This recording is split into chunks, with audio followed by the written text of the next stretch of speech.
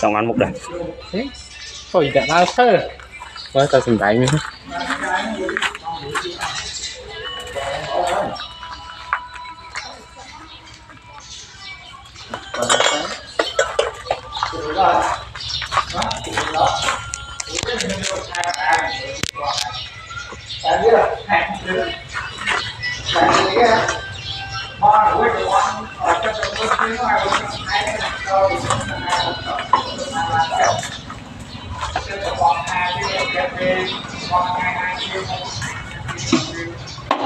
đầu tiên đi chưa bụng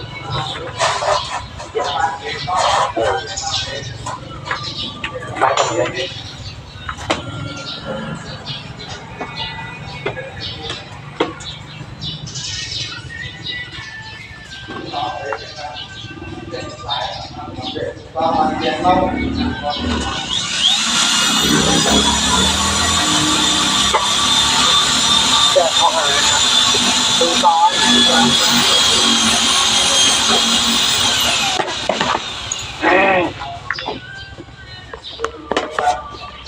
nhưng mà nặng đây đã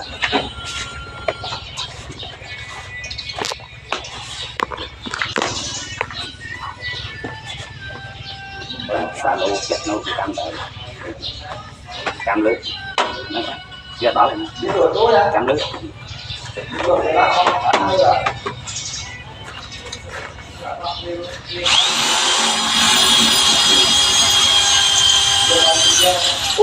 luôn nào cũng bị cắt thao mà ai nào cũng có được làm học với do phải với thấy chưa mày chặt nó ngon mà ấy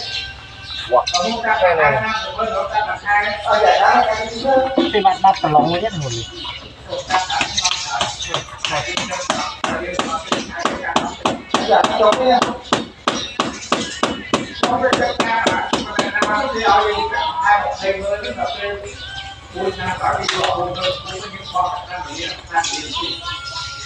và chào hai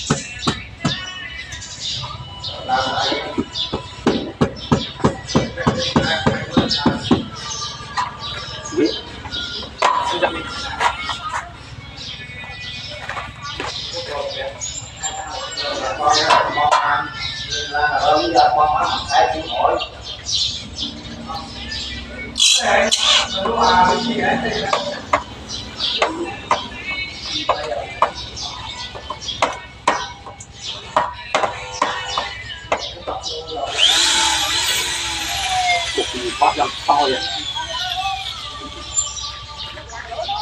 cho lấy đi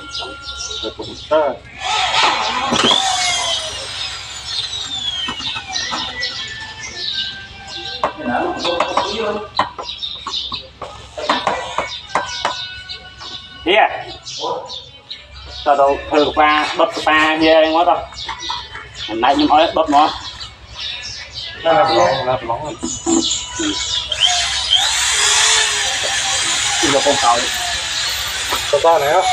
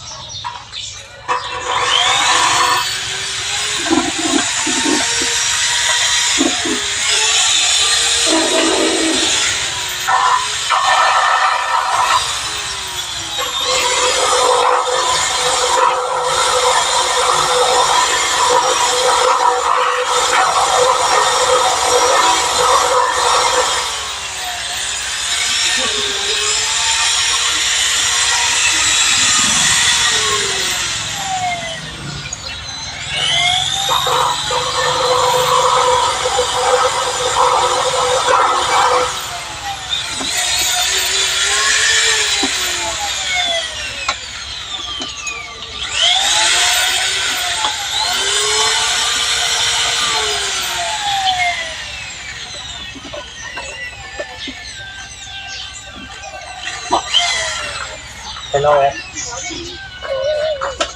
Ôi khoai sao lại tập búa đi nhé.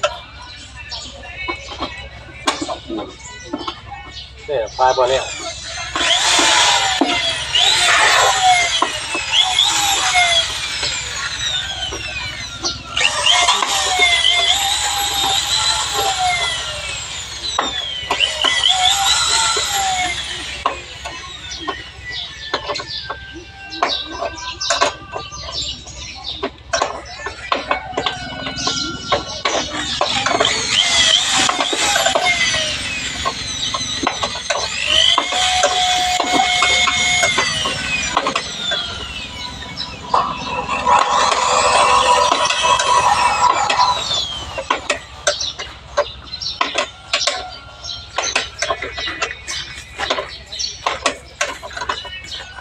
Đó đêm. Wow, sụp đây nè.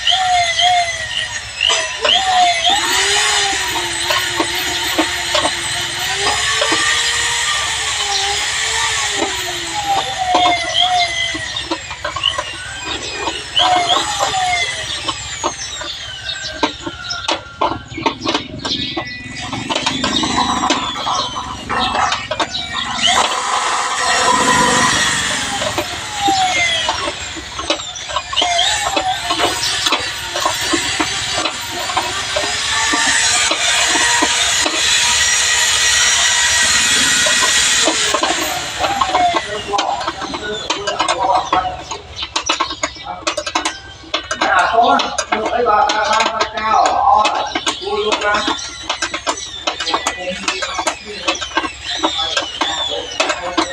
Ăn luôn đây, ăn luôn chặt nó ăn luôn mà bỏ cái đó.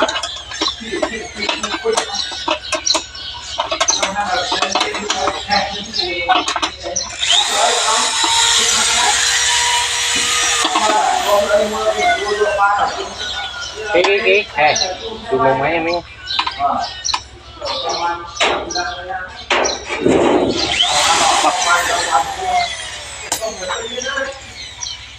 Bớt.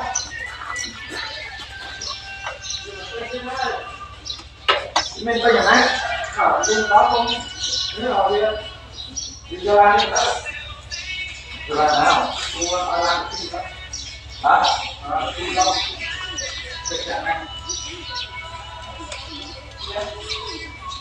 bán ngon hơn, ăn bên cái nào hơn, Ngồi quán